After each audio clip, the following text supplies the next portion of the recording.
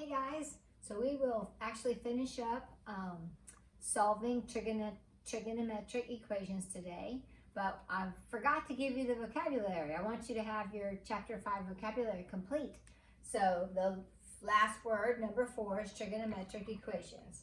My example, and you already know what they look like now. We got your variable and where the angle is. So when you're solving a trig equation, you're actually finding the value of an angle. That's what the variable will be. And the definition is simply an equation that contains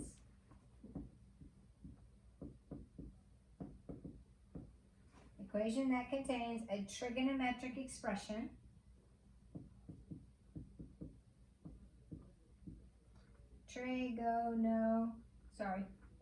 you know me, I have to sound it out.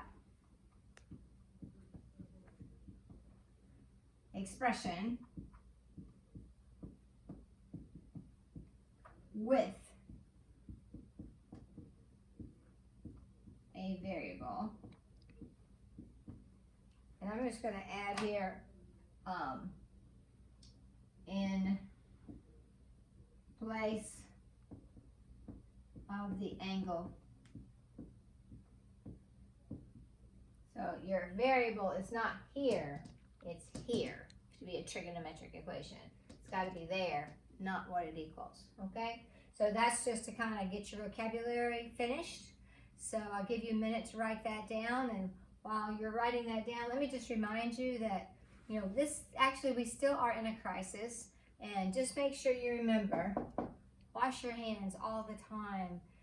I'm doing it, you need to do it, you know, just after you've worked on your papers and stuff, go wash your hands, just keep them clean, and let's try to get this crisis to end so we can get back to school together.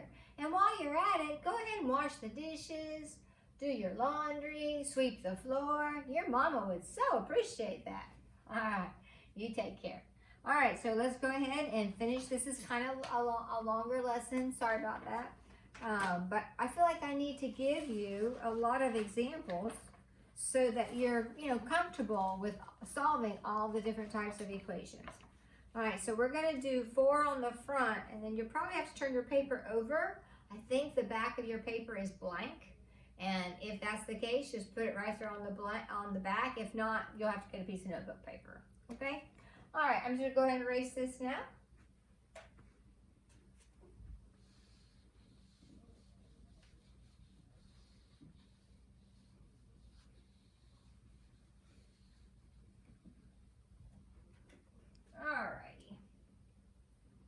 All right, number 1. Number 1 is already factored for you. That makes it easy.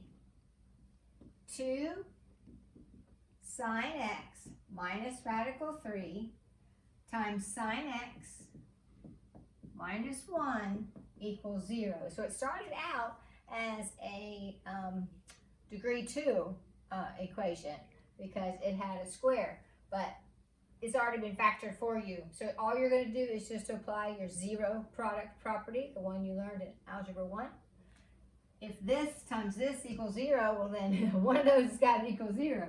So 2 sine x minus radical 3 equals 0, or sine x minus 1 equals 0. It's just like you did in Algebra 1.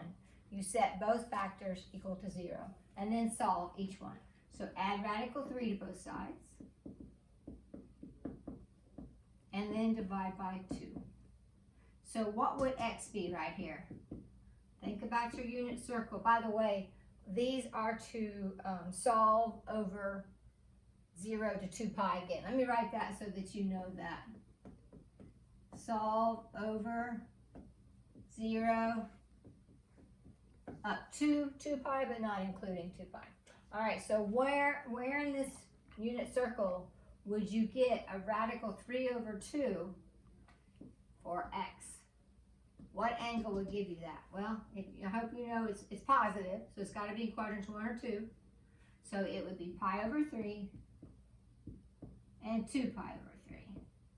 And then you solve this one, add 1 to both sides. Sine x equals 1. Where does that happen? Right on top of your circle.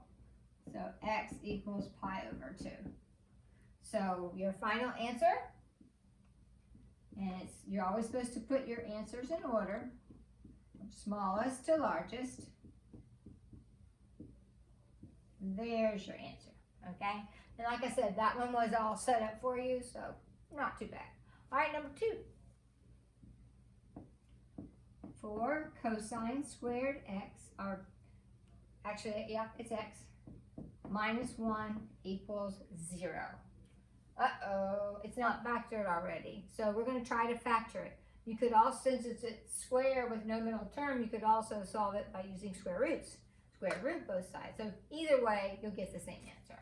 So I like the factor, so I'm going to factor. So this is the difference of squares. So 2 cosine x minus 1, 2 cosine x plus 1. You know, a squared minus b squared, a minus b, a plus b. So that's where we're at. And then just do like what we just did. So the first factor equals 0, or the second factor equals 0, and then just solve them both. So add the 1, divide by 2. So where's that happen? Think about your unit circle. Where do you get a 1/2 for a cosine? For cosine. Well, it's positive. So it's got to be in quadrants 1 or 4 for cosine. That's the x value. So to get 1/2, you're going to have to be up here. I'll make that look a little better. Okay, up here at pi over 3. Or here, the x is 1/2. So over 1/2 up something, over 1/2 down something. So that would be, let's see, what would that be? 5 pi over 3, 5/3 pi. All right, so these are your 2 answers for this one.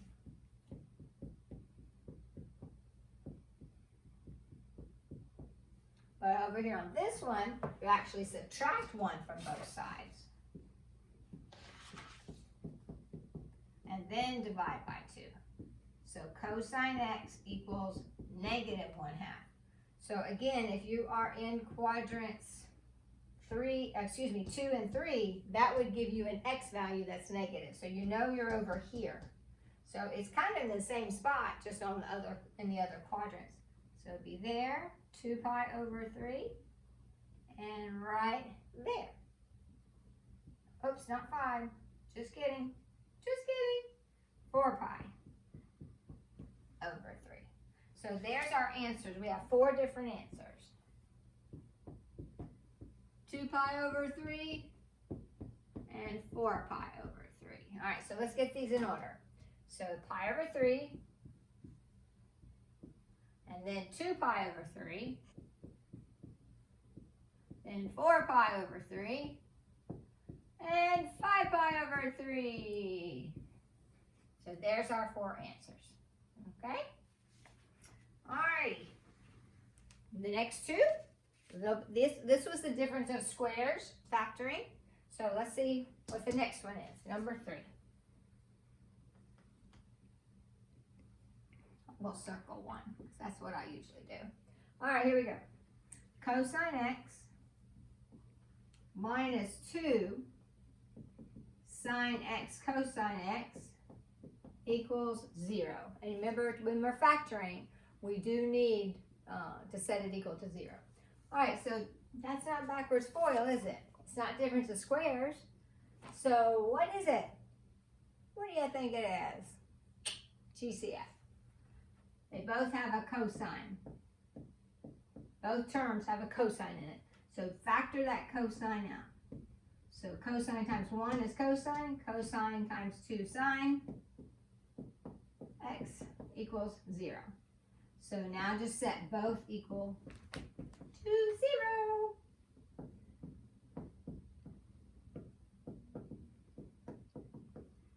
All right, so I just set both factors to 0.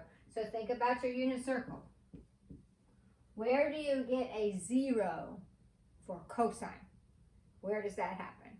Hopefully you remember up here and up here, because that's a 0, 1, 0, negative 1. So that would be pi over 2 and 3 pi over 2.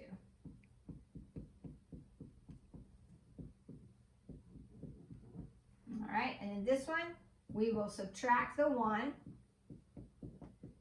and then divide by negative 2. So where does sine equal 1/2? Now, where does that happen? I will tell you one thing you might want to do. Instead of drawing 2 unit circles, one for each variable solution, you could actually just do 1 and add these over here. Let me show you why that might be a good idea. So sine x is 1/2 here at pi over 6. And over here, you know, have to be first and second quadrant, it's positive, 5 pi over 6. And the reason I would suggest that is because now it makes it easy. Let me just write these down. Makes it easy to put them in order. You hardly even have to think about it. Just start at 0 and work your way around the circle, and then the answers will be in numerical order. So that's advantage to just putting all the answers on one unit circle. But you can do it however you feel is most comfortable for you. See how I'm just going around the unit circle?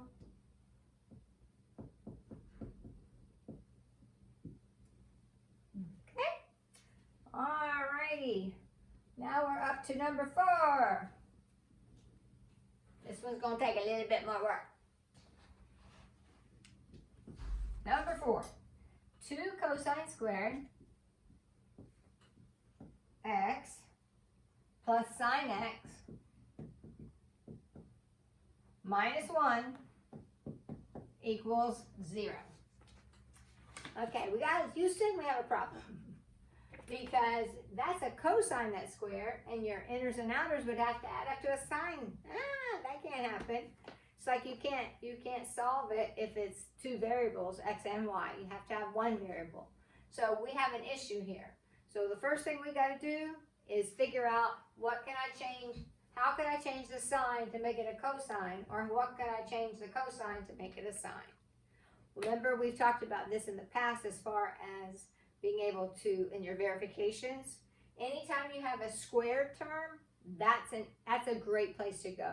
Because cosine squared x is the same as what? 1 minus sine squared x. All right, so let's do that. Let's convert, substitute 1 minus sine squared x for cosine squared. All right, let's distribute the 2.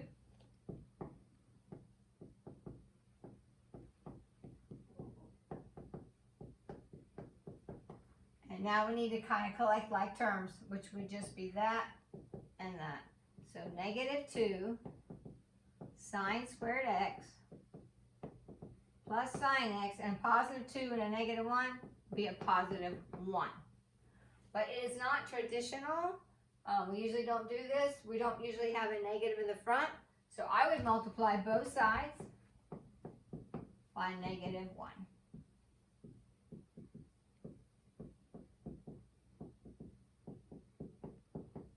All right. Now we can backwards FOIL it. Okay, here we go. What first term times what first term would be 2 sine squared x. So 2 sine x and 1 sine x. Now I need to get a negative sine x from my middle, from my outers and my inners. I need to add up to a negative sine x, and I need a negative 1 here for my last times my last. So since I need that negative to be in the middle, I need the larger one to turn into a negative. So we'll put our negative 1 there and our positive 1 there. Sure enough, that's negative 2 sine x, positive 1 sine x, and that would give me a negative sine x. So I know I factored it correctly. Now, you're just going to set both of them to 0.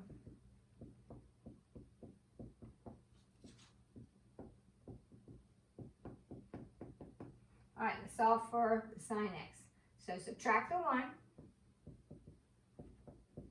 This is like algebra 1 and algebra 2 again, isn't it? And then divide by 2.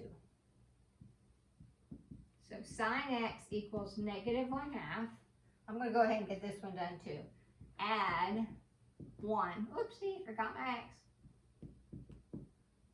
Okay, so let's think about our circle. Where do you get a negative 1/2 for sine? It's negative, so it's got to be in quadrants 3 and 4. So negative 1/2 would be right here and right here. Hopefully we've got that. That's 7 pi over 6 and 11 pi over 6. And where do you get sine x to be 1? Up top, right here, right there. So pi over 2. So now it makes it easy to write them in order. Start here, work your way around. Pi over 2, 7 pi over 6, and then 11 pi over 6.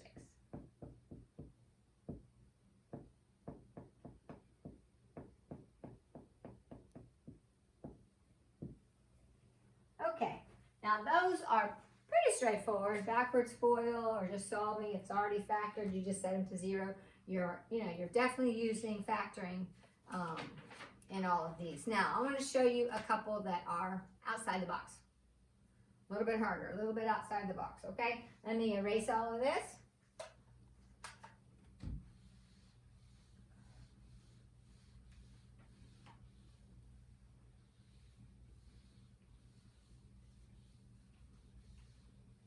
Okay, we'll start right here. I think I'll change colors so you know we're moving on to a different one. All right, number, let's see, 1, 2, 3, 4, 5. This will be number 5. Number 5, sine x cosine x equals 1/2. Okay, you can't factor that, can you? So you have to kind of think outside the box. What could I turn this into that's something that I know? Well, if you think about it, if you multiply this side by 2, you would have 2 sine x cosine x. That's a formula. What's that formula for? Double angle for sine. So outside the box here, I'm going to multiply both sides by 2. And then 1/2 times 2 would be 1. But what is that? The formula for the sine of a double angle. So now you're doing what we were doing yesterday, okay? So this angle is not just an x, it's a 2x. So 2x equals, now where do you get a sine value of 1? On top of the unit circle, pi over 2. Plus or minus 2 pi n. Now, but we're supposed to solve over just one revolution, 0 to 2 pi. So what I'm going to have to do now is solve for x. So divide by 2, divide by 2. So pi over 2 divided by 2, that's half of pi over 2, be pi over 4. Plus or minus 2 divided by 2 is 1. Pi n, where n is an element of the integers. Okay? So now we're going to have to put in a 0, put in a 1, put in a 2, put in a 3. Keep doing that until we are over the 2 pi limit. So if you put in a 0,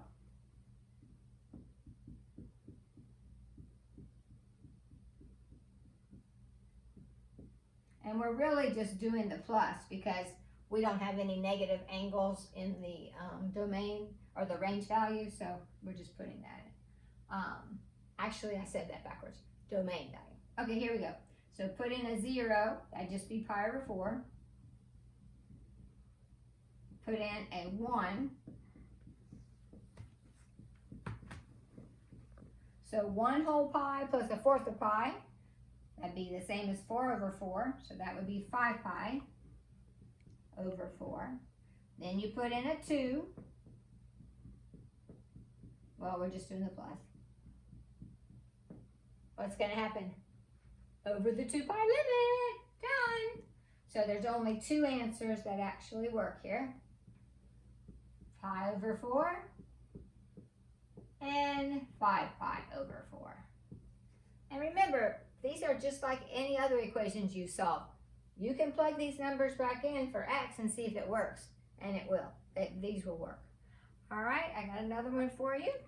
I'm going to have to get on the floor here. Number 6.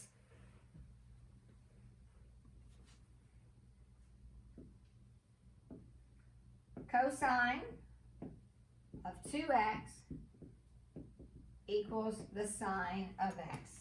All right, so once again, we can't have a cosine of 2x and a sine of x. They're not the same. Not only are they not the same trig functions, the 2x and the x aren't even the same. So what you're going to have to think about, that's a formula that you've learned. There were 3 different possibilities of formulas that you could use for a double cosine angle, a double angle of cosine. And since this is sine, I would use the one with sine squared in it. I hope you remember that, but if you don't, it's 1 minus sine squared. And it's just of the x. All right, so now I can get all this together. I think I'll move everything over that way. So add the 2 sine x squared. And then subtract the 1. So now I'm right back factoring, almost like that one, the previous one, over here, number 4. So 0 equals, what first term in terms of what first term? 2 sine x times sine x. This time I need the middle term to be positive. So I need the bigger one to be positive, the smaller one to be negative. And then you're just going to solve both of these.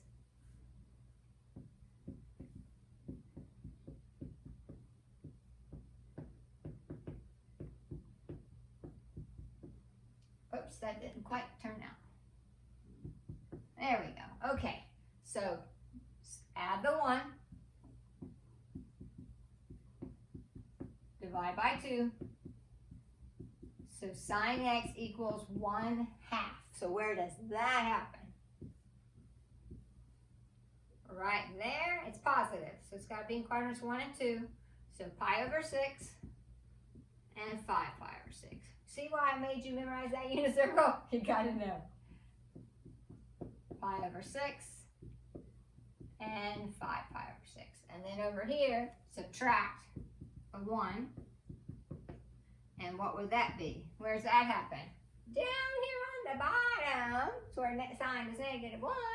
So 3 pi over 2. So there's your answers. Pi over 6. 5 pi over 6. 3 pi over 2.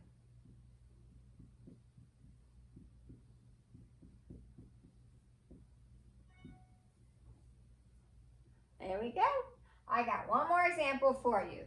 Because again, I'm trying to show you some that are outside the box that you would have to really think about a long time to kind of think, how in the world can I solve this? So let me erase this. Actually, here's an eraser.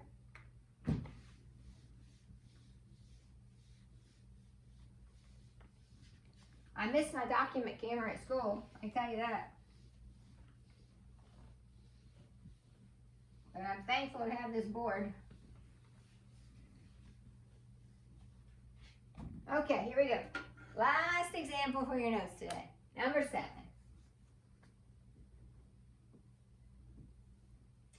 Sine x minus cosine x equals 1. Alrighty. You look at that and you think, I can't change sine to cosine. I can't change cosine to sine. What am I going to do? Well, again, think outside the box. What is it that you can change when they're squared? So what you're actually going to do, and you're allowed to do this, as long as you do it to both sides of any equation, you can square one side, square the other side. So that's what we're going to do.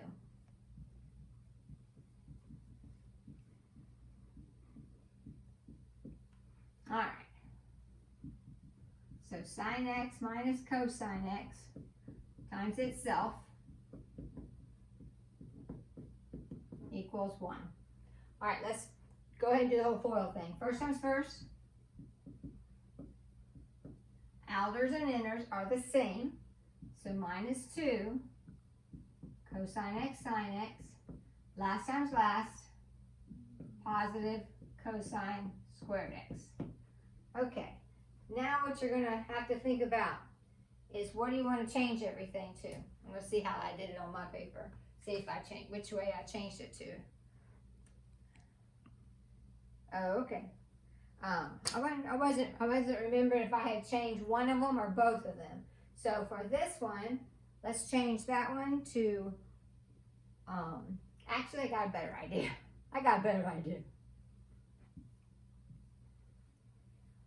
What's sine squared x plus cosine squared x? 1.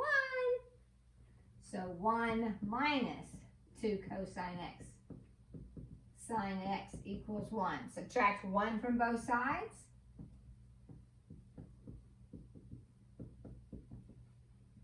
Okay? And then we never want to have a negative, so divide both sides by -1. All right, what does that look like? That's a formula. What formula is that? Sine of a double angle. So the sine of 2x equals 0. So then you're going, it's not just x, it's 2x. So 2x, now where in the world do you get 0 for sine? 0 and pi would give you the y value 0. So 2x equals 0, divide by 2. X equals 0, technically, plus or minus 2 pi n. So we divide by 2, that would be pi n. Or the sine of 2x equals pi. So I'm just going to say well, I'll leave that there so you have it. But what you're trying to figure out is where that angle happens. So 2x equals pi, divide by 2, x equals pi over 2, and don't forget, plus or minus 2 pi n.